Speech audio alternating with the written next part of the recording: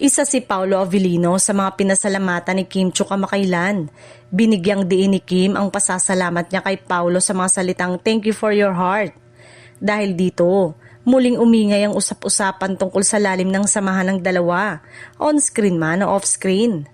Ayon sa mga tagahanga, ramdam sa mensahe ni Kim ang senseridad at malasakit, bagay na hindi maikakaila sa kanilang mga proyekto. Hindi man detalyado ang paliwanag, malinaw na may espesyal na puwang si Paolo sa pasasalamat ni Kim na para sa marami ay patunay na respeto at tunay na koneksyon sa pagitan ng dalawang kapamilya star. Matatanda ang naging mas malapit ang dalawa matapos ang kanilang mga nakaraang proyekto kung saan kapansin-pansin ang natural na chemistry at pagkakaunawaan nila.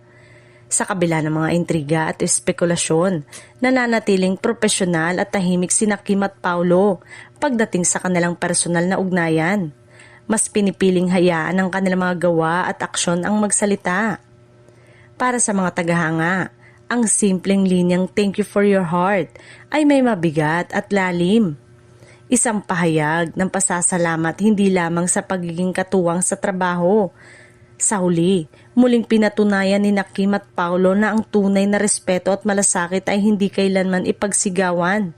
Sa gitna ng mga kanilang patuloy na pag-angat sa kanilang karera, nananatili silang inspirasyon sa mga tagahanga.